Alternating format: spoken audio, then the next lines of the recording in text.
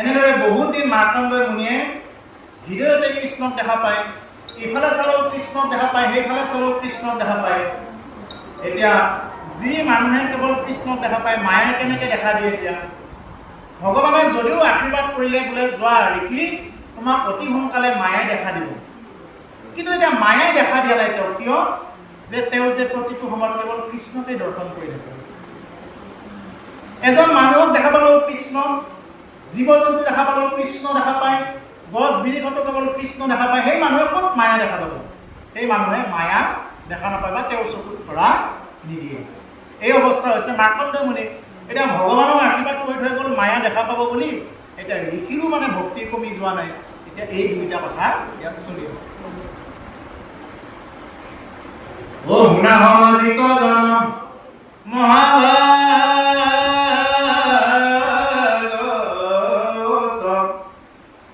চিত্তৰীয়া শুনা কলি কালৰ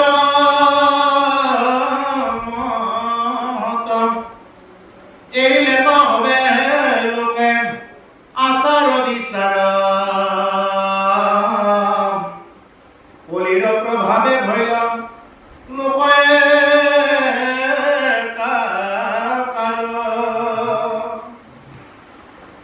শুনা সামাজিক জন মহাভাগৱত। হে সামাজিক লোকসকল, মহাভাগৱতৰ কথা শুনা বুলি কৈছে।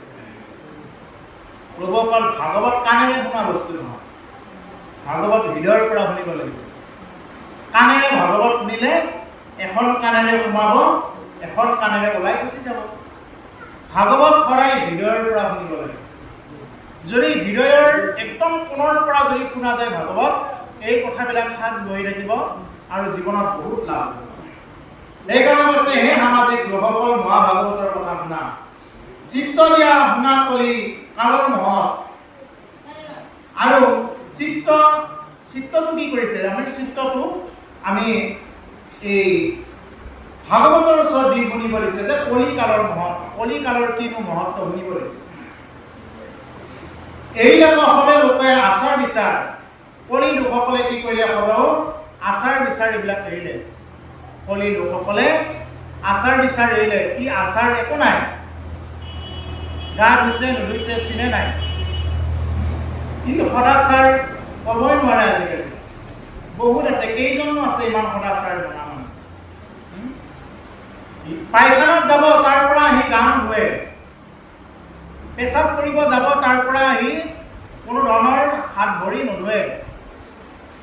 অসদাচাৰী। য'তে পাই যিকোনো খাই ফুৰিছে। তেতিয়া এইবিলাক হ'ল কলি লোকৰ আচাৰ আৰু বিচাৰ। বিচাৰবিলাক কেনেকুৱা? বিচাৰবিলাকো কলিৰ অশুদ্ধ হৈ গ'ল বুলি কৈছে। ইয়াৰ আগত এই দ্বাদশ স্কন্ধৰ আৰম্ভণিতে কলিকাল কেনেকুৱা হ'ব কৈ গৈছে। আপোনাৰভাৱে যিসকলে ৰাতি ৰাতি পাঠ কৰোঁতে আছিলে এই 7 দিন, আপোনাৰভাৱে গম পাইছে কথাটো।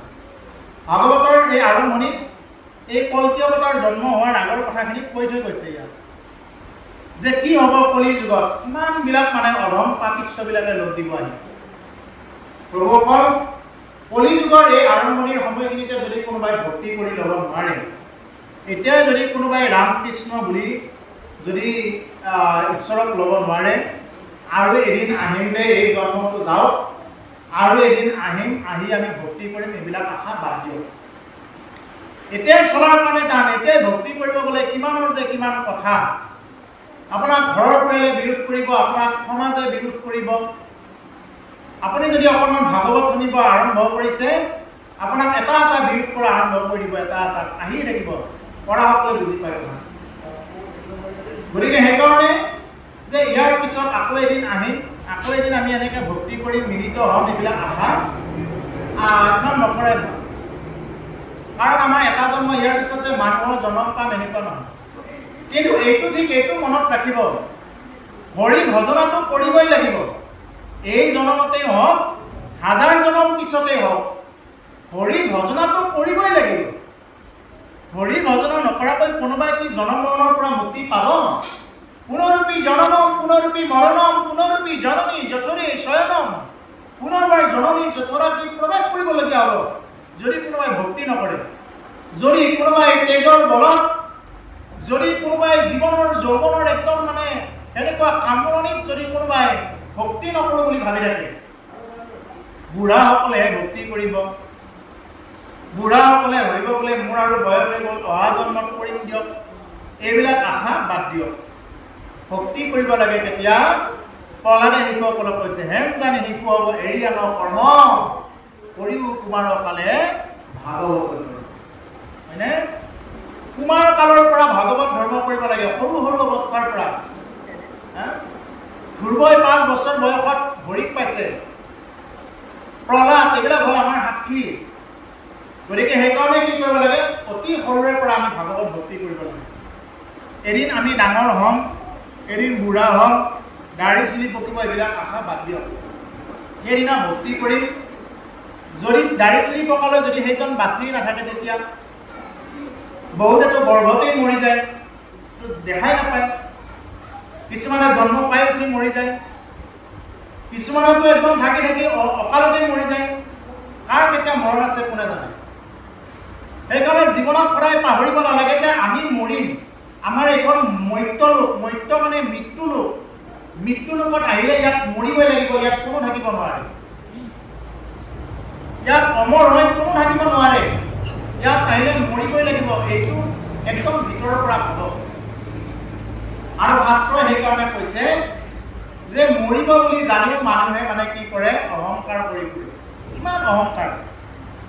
যেনেকুৱাকৈ কাটিব অনা ছাগলীবিলাকক এটা এটাকৈ কাটি থাকে, আকৌ সিহঁতৰে ওচৰত বান্ধি থৈ দিছে, সিহঁতক যদি গছৰ পাত কেইটামান দি থাকে সিহঁতে খাই থাকে। ঠিক তেনেকুৱা আমাৰ মানুহবিলাকৰ অৱস্থা বুলি কৈছে। এটা এটা মৰি আছে, আজি এটা এক্সিডেণ্ট হৈছে, কালি এটা এক্সিডেণ্ট হৈছে, আজি এটা বুঢ়া হৈ মৰিছে, কালি এটা বুঢ়া হৈ মৰিছে, কোনোবা এটা গৰ্ভতে মৰিছে। আমাৰ বাৰু কি হয়? আমি কি নমৰা পুৰীৰ পৰা আহিছোঁ? গতিকে যিহেতু মৰিবই লাগিব, এই সংশয়টো যাৰ আছে সেই মানুহে কেতিয়াও অহংকাৰ নকৰে। সেই মানুহে অহংকাৰ নকৰে, সেই মানুহে যি পাইছে তাতে সন্তুষ্ট হয়। যি মানুহে নমৰিম বুলি ভাবে সিহে মাটিৰ সীমা ঠেলিব যায়। যি মানুহে নমৰিম বুলি ভাবে সিহে গণ্ডগোল কৰি ফুৰে। সমাজত গণ্ডগোল, তাৰ ঘৰত গণ্ডগোল, গোটেইবিলাকত কেৱল গণ্ডগোল আৰু গণ্ডগোল কৰি ফুৰে যি মানুহে নমৰা পুৰীৰ পৰা আহিছোঁ বুলি ভাবে। গতিকে সেইকাৰণে প্ৰভুসকল, আমি পাৰিলে একদম যি পাইছোঁ তাতে সন্তুষ্ট থাকিব লাগে। তেতিয়াহ'লে আমাক ভগৱন্ত গুৰুও কৃপা কৰে। ইয়াতে কৈছে যে চিত্ত দিয়া শুনা কৰি কালৰ মহত এৰি লোক লোক হবে আচাৰ বিচাৰ, কলিৰ প্ৰভাৱে ভৈল লোক একাকাৰ। আৰু কলিৰ প্ৰভাৱত সমস্ত লোকবিলাক একাকাৰ হৈ গ'ল, চব একাকাৰ হৈ গ'ল। ও দেখা লোভে মোহে তেহু কাহাব নাবাসে, কহে কোন হাস্তে পাত কিৰকৰ মম আছে, অদ্য পিনু শুনা কেনে চিৰকৰি মতি, কৃষ্ণ বিনা নাহি আন অগতি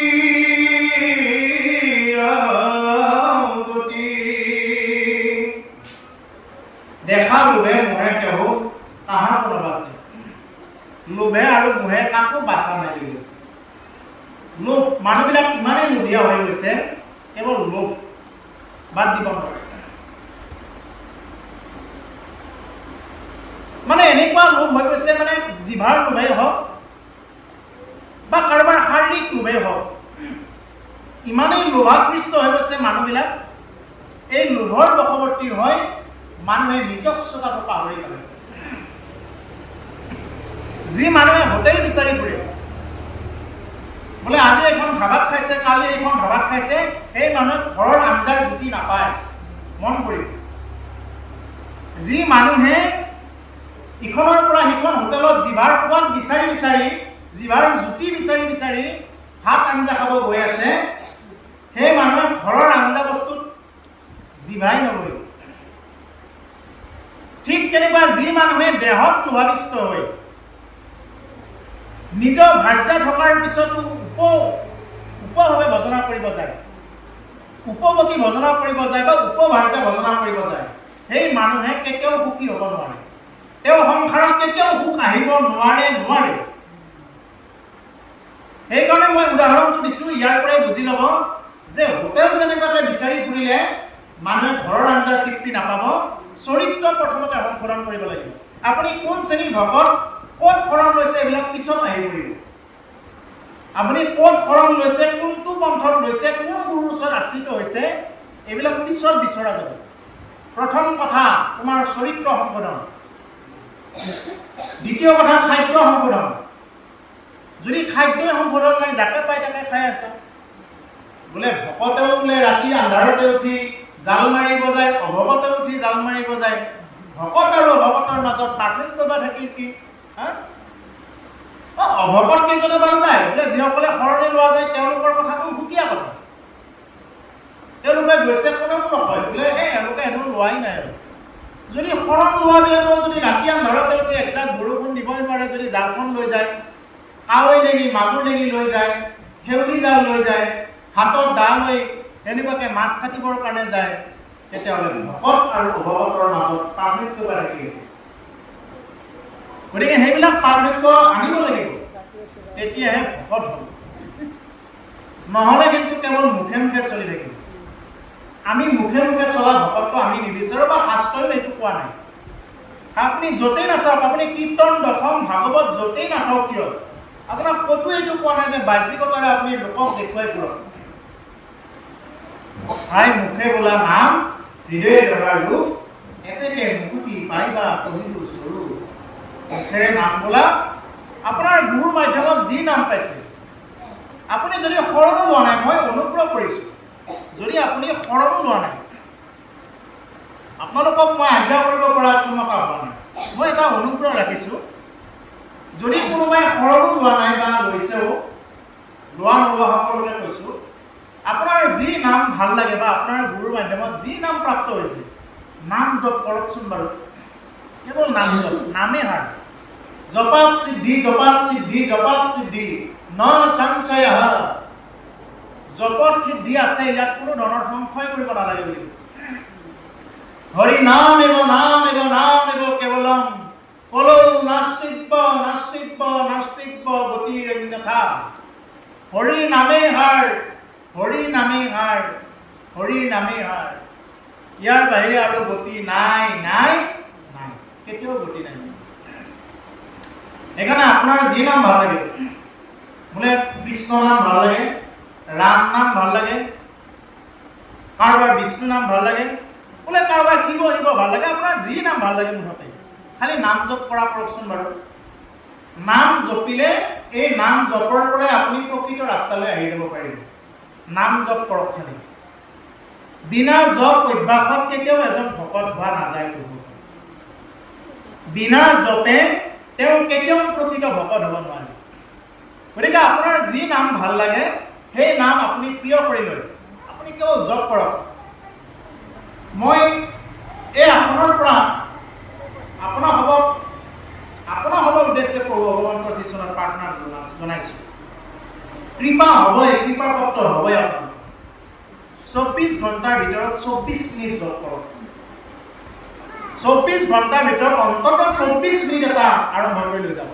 প্ৰথমতে 10 মিনিট 20 মিনিট এনেকুৱাকৈ লৈ গৈ 24 মিনিট এটা যদি নাম জপ কৰিব পাৰে, ইমানটো সময়টো খেদাই থাকিলে অন্ততঃ 24 মিনিট বোলে যি নাম ভাল লাগে, বোলে কৃষ্ণ ৰাম কৃষ্ণ ৰাম কৃষ্ণ ৰাম কৃষ্ণ ৰাম কৃষ্ণ ৰাম, বোলে কাৰোবাৰ অকল ৰাম ৰাম ৰাম ৰাম ৰাম ৰাম, বোলে কাৰণ কোনোবাই আকৌ এনেকৈ ল'ব পাৰে ৰাম ৰাম ৰাম ৰাম ৰাম ৰাম ৰাম ৰাম, এনেকৈ ল'লে বেছি হ'ব। যি নাম ভাল লাগে মুঠতে নাম লওক।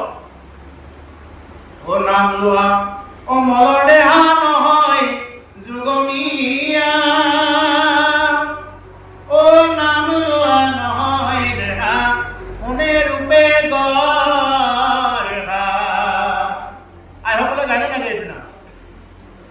আমাৰ ভালে আইসকলে গায় এইটো। নাম লোৱা মলৰ দেহা নহয় যুগমীয়া, অ নাম লোৱা নহয় দেহা কোনে ৰূপে গঢ়া। এইটো ধুনীয়াকৈ দিহা দি গায়, বৰ ভাল লাগে এইটো। মানে কি যে এইটো হ'ল আমাৰ কেৱল মলৰ দেহাহে। এইটো আমাৰ দেহাটো কি? মলৰ দেহা। এতিয়া গাটো পিহি দিব গ'লে কি ওলায়? মল ওলায়। ভাল বস্তু ওলায় নেকি কাৰোবাৰ? মলেই ওলাব। পানী খালে কি ওলাব?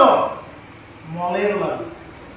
আপুনি যিমান দামী আঞ্জাৰে ভাত নাখাওক কিয়, কি ওলাব? মলেই ওলাব। হৃদয়খনত চিন্তা ভাৱনাবিলাক কি আছে? মলে আছে। সেইকাৰণে কি? মলিন। এই মলৰ দেহাক লৈ গৌৰৱ কৰিব নালাগে। একবাৰ হৰি বল মনের সহনা, মানব দেহের গৈরব কইর না। মানব দেহা মাটির ভাণ্ড, ভাঙিলে হইবে খণ্ড রে খণ্ড, ভাঙিলে দেহা জোড়া নিবার না। একবার হরি বল মনের সহনা, মানব দেহের গৈরব কইর না। এই ৰচনা মানে জীৱা। হে জীৱা, এবাৰ ৰাম বুলি কোৱা নাই, এবাৰ কৃষ্ণ বুলি কোৱা নাই। কিয় ইমান জীৱাৰ জ্যোতি লৈ থাকা তুমি? ইমান আঞ্জাৰ জ্যোতিবিলাক কিয় লৈ থাকা হে জীৱা? তুমিতো বাৰে বাৰে মোক কেৱল ঠগাই আছা। বাৰে বাৰে প্ৰভু ভান্দিয়া চামুক, ইবাৰ নকৰিবা সদ্ম যাদৱ, ইদিবু মাধৱৰা যাদৱ, ইদিবু মাধৱৰা। বাৰে বাৰে মোক তুমি কি কৰি আছা? ভান্দি আছা, সদ্ম কৰি আছা। এইবাৰ আৰু মোক এই সদ্ম বেগ নকৰিবা, আৰু মোক আৰু এই মানে তালে নিদিবা, যাতে মই তোমাৰ স্বৰূপ দৰ্শন হ'ব পাৰোঁ। বাৰে বাৰে আমি ঠগ খাই আছো। বহুত জনম আহি এতিয়া আমি এই মনুষ্য জনম পাইছোঁ। এই কলি যুগত অতি ধন্য পূৰ্ব। কলি যুগত মানৱী জনম পোৱাটো অতি ধন্য। কলিৰ যুগত জন্মগ্ৰহণ কৰাটো বহুত ধন্য। তাতোকৈ কলি যুগত ভাৰতবৰ্ষত জন্মগ্ৰহণ কৰাটো আৰু ধন্য। তিনিটা ধন্য অধিকাৰী আছোঁ, আৰু এটা ধন্য কি? শৰণ ল'ব লাগে। আপোনাৰ যাকে ভাল লাগে ল'ব। মুঠতে একশৰণ হ'ব, একশৰণ হৈ চলিব। তেতিয়াই চাব জীৱনৰ গতি কোনফালে গুচি যায়। গতিকে প্ৰভুসকল, আমাৰ এই দেহটো হ'ল এটা আমাৰ অস্থায়ী। ইয়াত কি আছে? এই দেহাটো আমাৰ যিমান যি কৰিলেও আমাৰ মলে ওলাব। সেইকাৰণে প্ৰতিমা বৰুৱা পাণ্ডেয়ে কি বুলি ক'লে যে মানৱ দেহা মাটিৰ ভাণ্ড, ভাঙিলে হইবে খণ্ডেৰ খণ্ড। মানৱ দেহাটো এটা মাটিৰ ভাণ্ডৰ নিচিনা। ওপৰৰ পৰা যদি এই ভাণ্ডটো এনেকৈ পৰি যায়, মাটিৰ ভাণ্ডটো মানে খণ্ড বিখণ্ড হৈ যাব আৰু জোৰা লগোৱা টান হৈ পৰিব। ঠিক তেনেকুৱা আমাৰ ভিতৰৰ পৰা যদি এবাৰ জীৱাত্মা ওলাই যাবলগীয়া হয়, তেতিয়াহ'লে আৰু পুনৰ আৰু এই দেহাই মাত নোলোৱায়। গতিকে সেইকাৰণে মাত দিব পৰা থাকোঁতে, সময় থাকোঁতে আমি কি কৰিব লাগে? হৰি ভজনা কৰিব লাগে। হৰি ভজনা নকৰিলে আৰু কোনেও আমাক কি কৰিব দিব নোৱাৰে? তৰাই দিব নোৱাৰে। সেইকাৰণে মানৱ দেহাটো মাটিৰ ভাণ্ড বুলি কৈছে। এতিয়া এইখিনিতে কথাটো মানে স্পষ্ট হৈ ওলাই পৰিব যে আপোনালোকে বা আমি যে আমাক যে কোনোবাই যে ভাল পায়। কিয় ভাল পায় জানে নাই? কোনোবাই যে ভাল পায় আমাক, এই যে ডেকা ল'ৰা এজনক যে কোনোবা এজন ছোৱালীয়ে ভাল পায়, ছোৱালীক যে কোনোবা ল'ৰাই ভাল পায়, বা আইসকলক যে কোনোবা এজন পুৰুষে ভাল পাই আছে, খুৱাই আছে, কিয় ভাল পাই আছে জানেনে? এই হ'ল মায়া। এই মায়াৰ কথা ক'ব এতিয়া। সময় বা হনে নহয় ক'ব নোৱাৰি পূৰ্বকল। আজিৰ চেপ্টাৰটো ৰাতি পোহৰৰ পৰা অধ্যায়। সময় হ'বনে নহয় নাজানো, কিন্তু কথাখিনিতো ক'বই লাগিব, নহ'লেতো বুজি নাপাবগৈ। তাৰমানে কি হয় যে মায়াতহে আমাক কোনোবাই ভাল পাই আছে, এটা স্বাৰ্থ ৰাখি।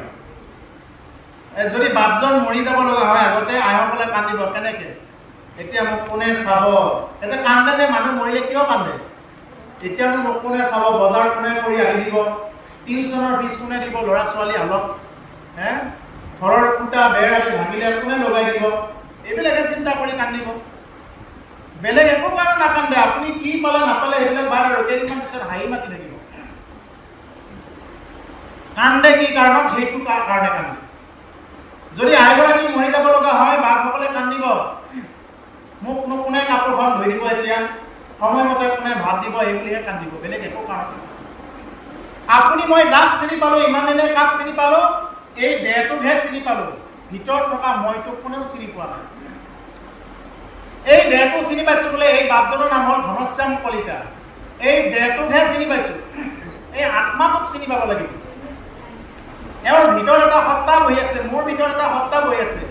এই হ'ল আত্মা, এই হ'ল ৰাম।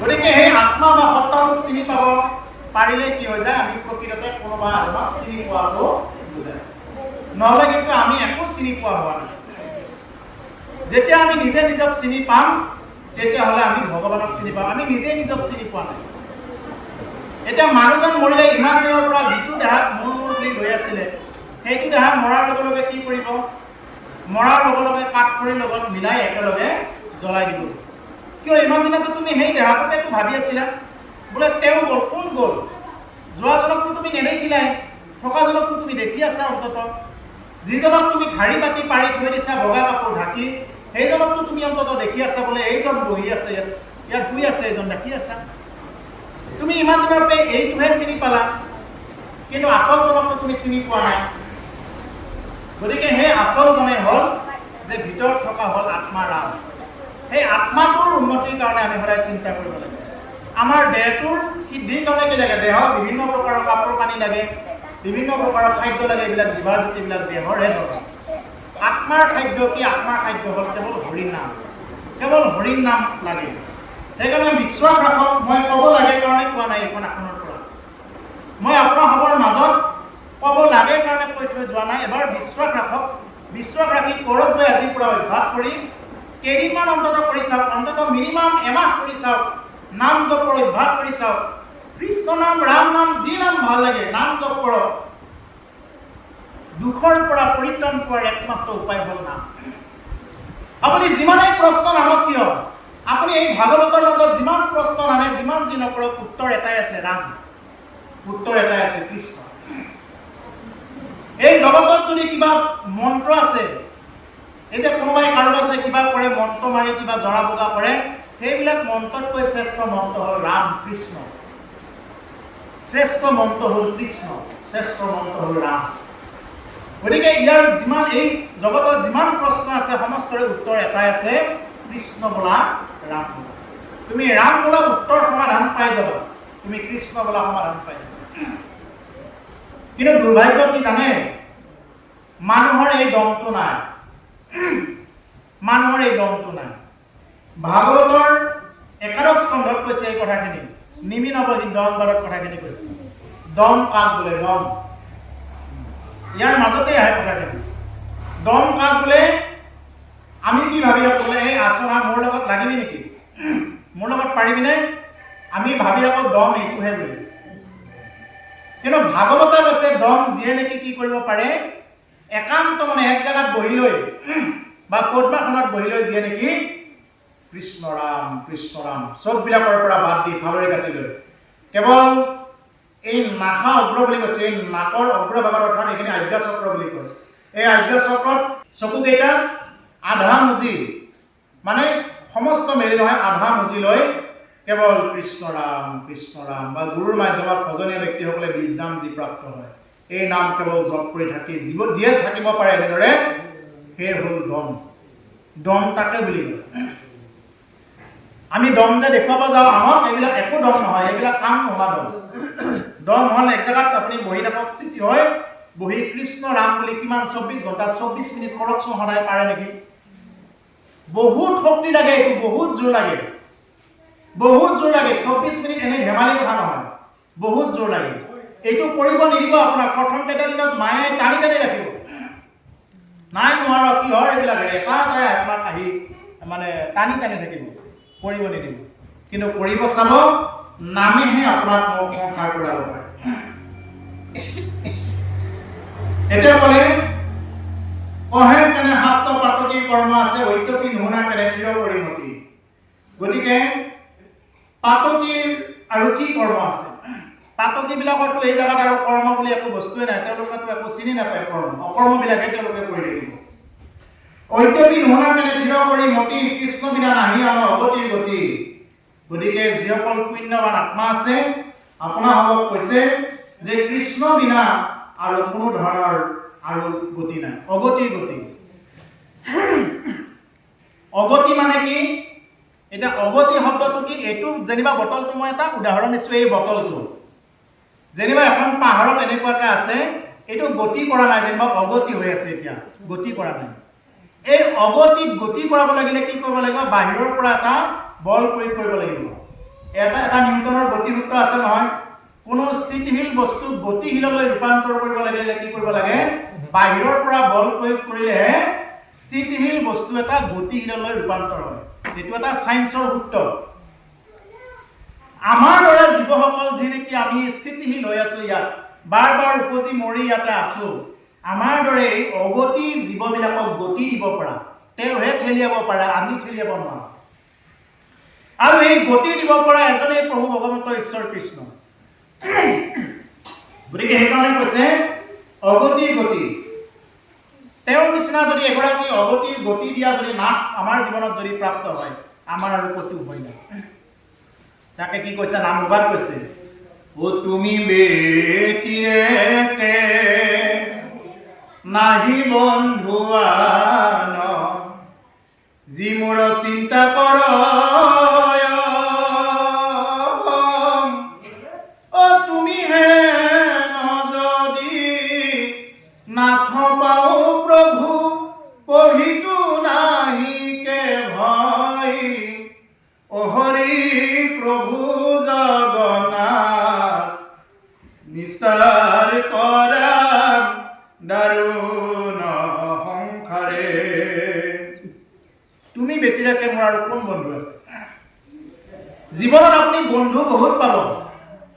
এতিয়াতো আমাৰ আশে পাশে হৈছে, গা ধুব যায়, কোনোবাই কাৰোবাক ঠেলা মাৰি থৈ পানীত গটা মাৰি থৈ আহিব, পিছত আৰু নাই, আৰু এইটো নোহোৱাই হ'ল।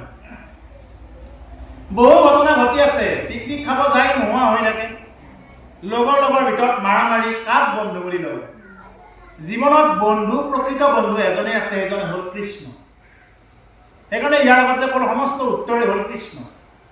তুমি ব্যতিৰেকে কোনো বন্ধু আছে? তোমাৰ বাহিৰে আৰু মোৰ কোন বন্ধু আছে যি মোৰ চিন্তা কৰে, মোৰ কাৰণে যিয়ে নেকি চিন্তা কৰে অহৰ্নিশে?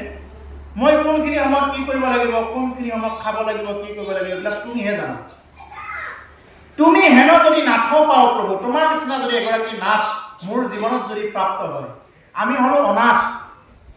অনাথৰ নাথ হ'ল তেওঁ যদি আমাৰ জীৱনত যদি এবাৰ প্ৰাপ্ত হয়, কৈছে কহিতো নাহিকে ভয়, আমাৰ ক'তো চিন্তা নাই, ক'তো ভয় কৰিব নালাগে। আপুনি য'তেই নাযাওক ভয় কৰিব কোনো দৰকাৰেই নাই। ভগৱন্ত পুৰুষে এটা নহয় এটা প্ৰকাৰে উদ্ধাৰ কৰিবই কৰিব। ইয়াত আপুনি মই অকণমানো সন্দেহ ৰাখিব নালাগে, শংকা ৰাখিব নালাগে। তেওঁ এটা নহয় এটা ফালেৰে উদ্ধাৰ কৰিবই কৰিব। কিন্তু বিশ্বাস ৰাখক, নাম কৰক। যোনে যিমান পাৰে নাম কৰক। ধুতি চোলা পিন্ধি নাম কৰিব লাগিব বুলি কোনো কথা নাই। আপুনি বিচনাত বহি আছে, বিচনাত বহি থাকে কৃষ্ণ নাম, ৰাম নাম জপ কৰক। ভাত ৰান্ধি আছে, তাতে ৰাম নাম জপ কৰক। এনেকুৱা নহয় যে আপোনাৰ পাপ লাগিব। মন্ত্ৰ উচ্চাৰণ কৰাতহে পাপ লাগে। মন্ত্ৰ কোনবিলাক? যিবিলাক নেকি বেদৰ মন্ত্ৰ। আমিতো বেদৰ মন্ত্ৰ উচ্চাৰণ কৰিব নাযাওঁ। আমি কি উচ্চাৰণ কৰিম? ভগৱানৰ নাম মন্ত্ৰ। এইটো উচ্চাৰণ কৰাত কোনো বাধা নাই। আপুনি য'তে আছে, ৰাতি শুই থাকোঁতেও কৃষ্ণ ৰাম জপ কৰক। আপুনি যেতিয়াই সময় পায় তেতিয়াই মুঠতে সেই ভাৱত যদি থাকে, চাব জীৱনত মানে বিভিন্ন সময়ত ভগৱন্ত পুৰুষে বিভিন্ন বিপদৰ পৰা কেনেকৈ তৰাই, সেইজনেহে গম পাব, যিয়ে নেকি জীৱনত প্ৰেক্টিকেলি পাইছে। গতিকে সেইকাৰণে এই কথাখিনি কৈছে, কৃষ্ণ বিনা নাহি আন অগতিৰ গতি বুলি কৈছে। অগতি আমাৰ দৰে জীৱবিলাকক গতি দিব পৰাৰ কোনো নাই। হে কৃষ্ণ প্ৰাণময় ককিল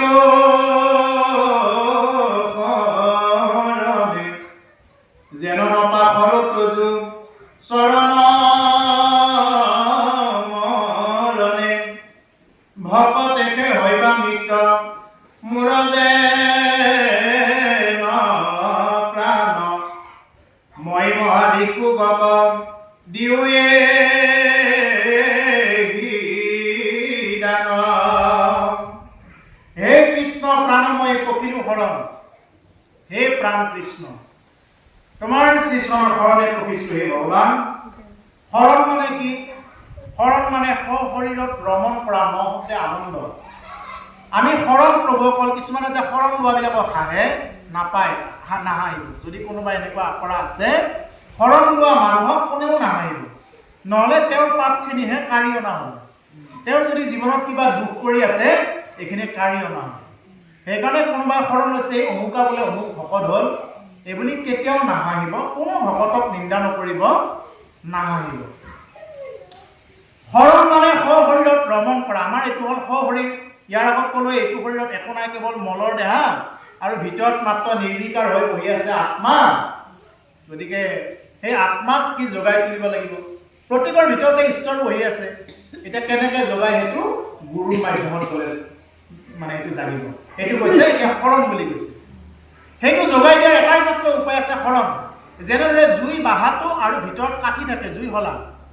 যদি ঘৰ্ষণ কৰা নাযায়, এনেদৰে যদি ঘৰ্ষণ কৰা নাযায় জুই নজ্বলে, হয়নে? জ্বলিব নেকি? এনেই জ্বলে নেকি? নজ্বলে। গাখীৰত ক্ৰীম আছে, সেইবুলি যদি অকল গাখীৰে যদি মই গাখীৰখিনি চৰুত দিওঁ, দি পেলাই যদি তাতে মই পুৰি বনাব খোজো, হ'ব নেকি? আমি যদি কওঁ বোলে গাখীৰত বোলে ক্ৰীম আছে, এতিয়া দেখোন মোৰ পুৰিখন নহয়হে বুলি যদি কওঁ, হ'ব নেকি? নহয়। গাখীৰটো মঠিব লাগিব, মঠি তাৰ পৰা ক্ৰীম বনাব লাগিব, ঘিউ বনাব লাগিব, তেতিয়াহে হ'ব। নহ'লে ক'ৰ পৰা খাব পাব? ঠিক তেনেকুৱা আপোনাৰ মোৰ ভিতৰতে, আপোনাৰ মোৰ হৃদয়ত ইয়াত আত্মা একদম নিৰ্বিকাৰ হৈ বহি আছে। নে বুজি পোৱাত অসুবিধা হৈছে? নিৰ্বিকাৰ হৈ আপোনাৰ মোৰ সকলোৰে ভিতৰত বহি আছে। তেওঁ নিবিচাৰে কোন পাপী, কোন অপাপী, কোন ভকত অভকত, একো নিবিচাৰে। সকলোৰে হৃদয়ত বহি আছে। কিন্তু আমি জগাই তুলিব লাগে। কেনেদৰে? হৰণ লৈ, হৰিশ্চৰণম, হৰিশ্চৰণম। সেইকাৰণে সনাতন, সনত কুমাৰ, সুনন্দ আদি যিসকল চাৰি সিদ্ধ আছিলে, এই চাৰি সিদ্ধ সেইকাৰণে হৰিশ্চৰণম, হৰিশ্চৰণম, হৰিশ্চৰণম এনেকৈ থাকে। তেওঁলোকে যদিও সিদ্ধ, কিন্তু তেওঁলোকে আনন্দতে তেনেকুৱাকে কি কৰি থাকে? জপ কৰি থাকে। আৰু আমি সাধাৰণ এনেই যিসকল ভকত আছো, এই ভকতসকলে কি কৰে? আনন্দ পাবৰ কাৰণে ভগৱানক জপ কৰে আৰু তেওঁলোকে আনন্দতে জপ কৰে। বুজি পাইছেনে? কোনোবাই মোক প্ৰশ্ন কৰিব পাৰে বোলে সনন্দ কি কৰিবৰ কাৰণে তেওঁলোকে নাম জপ কৰিব লগা? হা? এই যে নাৰদে যে নাম জপ কৰি থাকে, নাৰায়ণ নাৰায়ণ কৰি যে থাকে, কিয় কৰে? আনন্দতে জপ কৰি থাকে। আৰু আমি আনন্দ পাবৰ কাৰণে জপ কৰোঁ বা জপ কৰিব লাগে। এই দুটা হ'ল আমাৰ পাৰ্থক্য। গতিকে প্ৰভুসকল, আমাৰ যাতে নাম জপ কৰি আমি যাতে তেনেকুৱাকৈ যাব পাৰোঁ আৰু আমি শৰণ লৈ যাতে তেনেকুৱাকৈ থাকিব পাৰোঁ। যেন নপাহৰ তজু চৰণ মৰণে, হে প্ৰভু, যাতে মৰণৰ সময়ত তোমাৰ যাতে চৰণ যাতে নাপাহৰোঁ, এইটো ভগৱানৰ ওচৰত প্ৰাৰ্থনা কৰিব লাগে। প্ৰাণ প্ৰয়াণৰ সময়ত যাতে প্ৰভু তোমাৰ চৰণ কমল যাতে মই নাপাহৰোঁ। প্ৰভু, বিশ্বাস ৰাখক, যদি জীৱন জুৰি যদি আপুনি হৰি ভজনা কৰি থাকে, হৰিক যদি জীৱনটোত নাপাহৰে, মৃত্যুৰ সময়ত হৰিয়েও আপোনাক নাপাহৰে। সেইটো সময়ত মনত পেলোৱা দায়িত্ব হৰিৰ, তেওঁ মনত পেলাই দিব সেইটো সময়ত। কিন্তু আমাৰ দায়িত্ব হ'ল, এতিয়া আমি যিমান সময়লৈ আমাৰ হোচ আছে, এই হোচ থকা সময়খিনিত তেওঁক মনত পেলাব লাগে।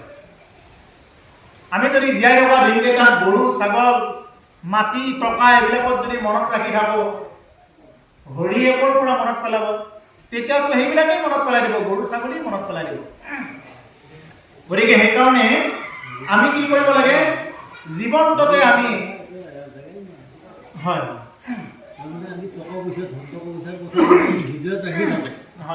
হৰি আৰু ক'ত থাকিব জাগা, হৰি থাকিব জাগাই নাই, সেইকাৰণে হৰি হৃদয়ত প্ৰকাশ নহয়। হৰিক থাকিবৰ কাৰণে জাগা দিব লাগে। গতিকে প্ৰাণ প্ৰয়াণৰ সময়ত যাতে তোমাৰ ছবি দৰ্শন পাব। গাইছে নহয়? ও প্ৰাণ প্ৰয়াণৰ সময়ত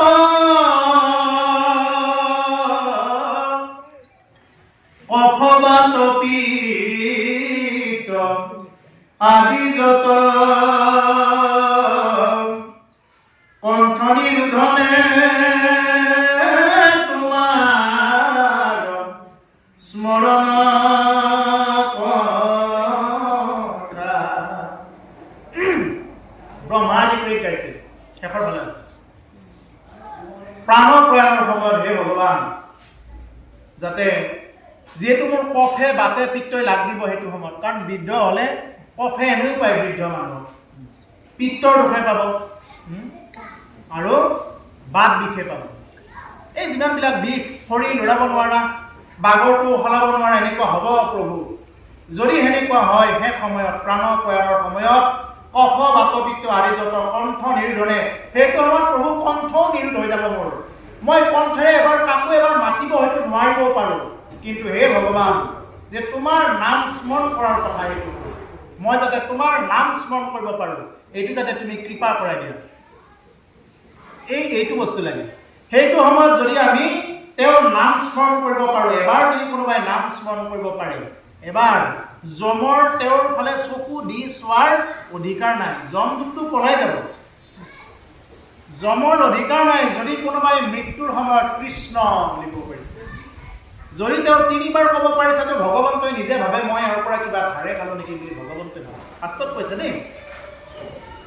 গতিকে সেইকাৰণে সেই সময়ত যাতে আমাৰ কৃষ্ণ নাম ৰাম নাম মনত আহে, এইটোৰ কাৰণে আমি এতিয়াৰ পৰাই ৰিহাৰ্চেলে কৰিব লাগিব, এইটো ৰিহাৰ্চেল যাতে কৃষ্ণ নাম ৰাম নাম মনত আহে। সেইকাৰণে জীৱনত যিমান পাৰি আমি চৰিত্ৰ ঠিক কৰিব লাগে, খাদ্যভ্যাস ঠিক কৰিব লাগে, যিমান পাৰি নিৰামিষ আহাৰ গ্ৰহণ কৰিব লাগে।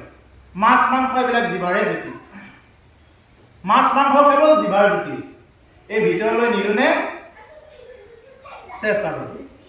ধৰা হ'ল অকণমান জিভাখৰে মানে চবাই দিলোঁ জিভাখনেৰে, হঠাৎ শিলগুৰি এটা পালোঁ, যদি এনেকৈ হাতত উলিয়াই দিব লগা হয়, ওচৰত বহি থকাসকলে ঘৃণা কৰিব, কি খাইছে এইবিলাক, কি উলিয়াই দিছে এইবিলাক, আগত ঘৃণা কৰিবনে?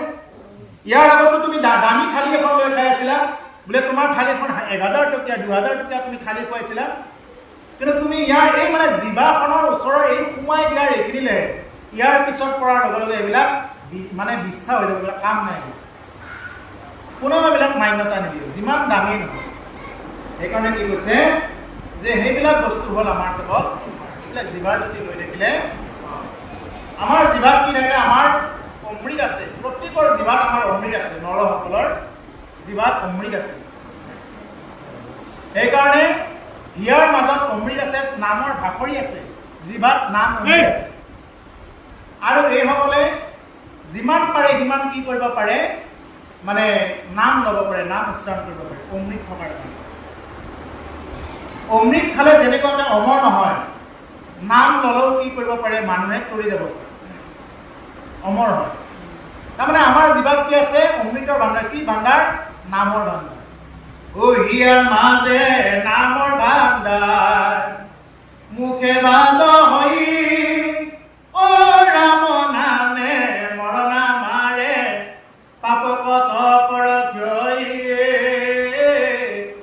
গাই নহয়, ভকতসকলে গাই নহয়, হিয়াৰ মাজত আমাৰ নামৰ ভাণ্ডাৰ আছে, সকলোৰে আছে, অকল ভকত কেইজনৰ তাত আছে বা পাঠকৰ তাত আছে এনেকুৱা নহয়, আমাৰ সকলোৰে তাত আছে। কিন্তু আমি ভাণ্ডাৰৰ পৰা উলিয়াই আনিব লাগে, ৰাম কৃষ্ণ উলিয়াই আনিব লাগে। আৰু সেইকাৰণে কৈছে ইয়াৰ মাজতে আমাৰ গোটেইবিলাক বস্তু আছে, আমি উলিয়াই আনিব পাৰিলে আমাৰ হৈ গ'ল। অ ভৱদেশে ভৈৱামিত্ৰ মোৰ যেন প্ৰাণ, মই মহাভিক্ষু ভকদিৱে দান। গতিকে ভকতকে হৈবা মিত্ৰ মোৰ যেন প্ৰাণ, যাতে ভকতেই যাতে মোৰ সেই সময়খিনিত মিত্ৰ হয়। যদি সেই সময়খিনিত ভকতৰ ঠাইত যদি অভকতবিলাক আহে, সিহঁতে নাখাবলগীয়া বস্তুবিলাক আমাক জোৰ কৰি খুৱাই থাকিব। মৰণৰ সময়ত কৰবাত কিবা বেলেগ আঞ্জাৰ জোল, চিনাকি দিব আহিব, চিনাকি পৰ্ব ৰাখিব, মৰাৰ সময়ত চিনি পাইছে আৰু কোন হয়, তাৰমানে মৰিব ওলোৱা মানুহটোৱে সেইখিনি সময়ত তেওঁ মায়াৰ শয্যাৰ পৰা অকণমান ফালৰি কাটিব খোজে। সেইখিনি সময়ত আমাৰ যিবিলাক নেকি সাংসাৰিক মানুহ আছে, এওঁলোকে আহি চিনাকি দিব, মোক চিনি পাইছে আমাৰ কোন হয়, চিনাকি দিব। এইবিলাক চিনাকি কোনে দিব, সাংসাৰিকবিলাকে দিব। আৰু যিয়ে ভক্তিৰ কথা জানে তেওঁ কি কৰিব, হে এবাৰ কৃষ্ণ বুলি কোৱা, ৰাম বুলি কোৱা।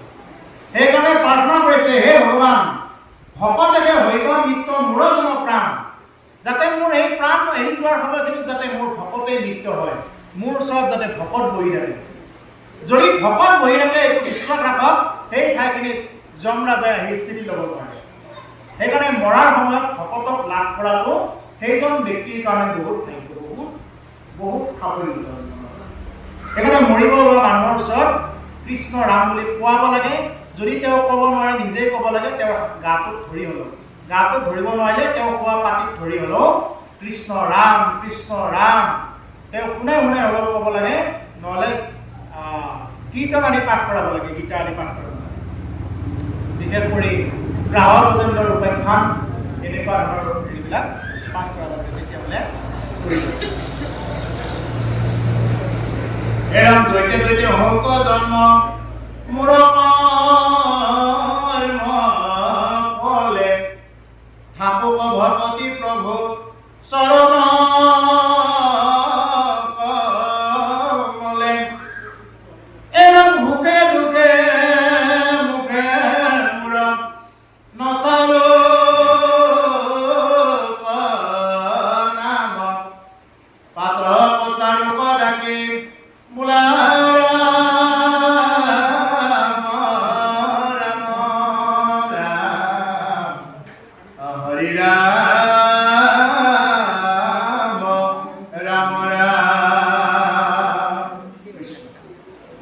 জৈতে কৈতে হওক জন্ম মোৰ কৰ্ম ফলে। শেষৰতে বাঞ্ছা, হে ভগৱান, মোৰ জন্ম য'তেই নহওক কিয় মোৰ কৰ্মফলত, মই যদি কিবা কৰ্ম কৰি থৈ দিছোঁ, আগৰ যদি কিবা কৰ্মৰ বন্ধনত আছোঁ, মই য'তেই জন্ম নহওঁ কিয় হে ভগৱান, থাকক ভকতি প্ৰভু চৰণ কমলে। তোমাৰ চৰণ কমলত যাতে ভকতি থাকক। মই য'তেই যি জাতিতেই য'তেই জন্মগ্ৰহণ নকৰোঁ, মই যি জীৱকুলতে জন্মগ্ৰহণ নকৰোঁ, যাতে তোমাৰ প্ৰতি মোৰ ভক্তি থাকক। সুখে দুখে মুখে মোৰ নচাৰ সুখতো প্ৰভু তোমাৰ যাতে নাম যাতে এৰিব লগা নহয়। আমাৰ কিছুমান মানুহ আছে নহয়, জীৱনত অকণমান সুখ পাবহে লাগে, তেওঁ পাহৰি যায়, ভগৱানক পাহৰি যায়। কিছুমানে দুখত পাহৰি যায় আৰু কিছুমানে মুখেৰে পাহৰি যায় নাম ল'বৰ কাৰণে। গতিকে এনেকুৱা যাতে নহওক প্ৰভুৱে বুলি ভগৱানৰ ওচৰত প্ৰাৰ্থনা কৰি আছে। যদি আমি দুখৰ সময়ত যদি ভগৱানক পাহৰি যাওঁ, বোলে মোৰ বহুত দুখ, কি হ'ব এইবিলাক দুখত মই এতিয়া কি কৰিম? এইবিলাক যদি দুখ মানে ইংৰাজীত ক'লে বুজি পায় বহুতে, ডিপ্ৰেশ্যন, হতাশা। এতিয়া হতাশাত মানুহ আছে, কিয় আছে? তোমাৰ এটাই হ'ল, তুমি নাম লোৱা নাই, তুমি আধ্যাত্মিকতাৰ ওচৰলৈ অহা নাই। যে দুখ কাৰ জীৱনত নাথাকে, সকলোৰে জীৱনত দুখ থাকে, দুখ সকলোৰে জীৱনত আছে। এদিনাখনে মই এটা পোষ্ট লিখিছিলোঁ এনেকুৱাকে, যে দুখ কাৰ জীৱনত নাই? আপোনাৰ জীৱনত যিমান দুখ, মোৰ জীৱনতো ইমানখিনি দুখ আছে, কিন্তু আপুনি হাঁহি থাকিব পৰা নাই, মই হাঁহি থাকিব পাৰিছোঁ। ইয়াৰ কাৰণটো কি জানেনে? আধ্যাত্মিকতা। মই মানে ভকতসকলে হাঁহি থাকিব পাৰে যিকোনো পৰিস্থিতিত, কিন্তু ভগৱানে কি কৰে, সেইটো ভকতসকলক এটা ক্ষমতা দিয়ে যে দুখটো হজম কৰিব পৰা ক্ষমতাটো দিয়ে। কিন্তু অভকতসকলে কি কৰিব নোৱাৰে, এই দুখটো হজম কৰি ল'ব নোৱাৰে। যেনেকুৱাকৈ কুকুৰৰ তাত মানে ঘি হজম নহয়, ঘি খোৱাৰ লগে লগে যি কুকুৰে ঘি খায় তাৰ নোমবিলাক এডাল এডালকৈ সৰি যাব ধৰিব, ছাল মৰিব তাৰ। ঠিক তেনেকুৱা মানে হজমটো মানে কি বস্তু, মানে সেইবিলাক বস্তু আমাৰ হজম কৰি লোৱাৰ লগতে কথা। কুকুৰটো যেনেকুৱাকৈ মানে ঘি হজম কৰে, সেই একে কথা। গতিকে আমি কি কৰিব লাগে, আমি তেনেকুৱাকৈ নাম বস্তু লৈ চলিব লাগে। নাম বস্তু নল'লে কলি যুগত আৰু কোনেও কাকো গতি দিব নোৱাৰে। নামেহে উদ্ধাৰ কৰিব, নাম ব্যতিৰেকে এই কলি যুগত গতি নাই। জানি আমাৰ জীৱনত যদি কেতিয়াবা ক'ৰবাত দুখ হতাশা আহে, নাম ল'লে ভগৱন্তই সেই দুখৰ পৰাও তৰাই দিবৰ কাৰণে ৰাস্তাটো দিয়ে। যিমানেই দুখ নাহক, সেই দুখৰ মাজতো এটা সুখৰ এটা সংজ্ঞা এটা ভগৱানে দি দিয়ে। এইটো হ'ল ভকত আৰু অভকতৰ পাৰ্থক্য। গতিকে সেইকাৰণে প্ৰভুসকল যিমান পাৰি যাতে ভকতি আচৰণ কৰি তেনেকুৱাকৈ চলিব পৰা যায়। এতিয়া এটা এটা সৰু কথাৰে খুব তাত্বিক কথা, এইবিলাক এটা এটা যিয়ে কৰে তেওঁলোকে এই কথাবিলাক খুব ভালকৈ অনুভৱ কৰিব পাৰে। ইমানতে আমাৰ এটা চেক কৰিছে, মাৰ্কণ্ডেয় পুৰাণৰ আৰু আগুৱাই যাব আছে। যদি আপোনাৰ খবৰ যদি দেৰি হোৱা বুলি ভাবে এৰিব পাৰোঁ, আৰু যদি আপোনাৰ ভাবে কিবা বেলেগকৈ ভাবে, এইটো আপোনাৰ খবৰ সিদ্ধান্ত।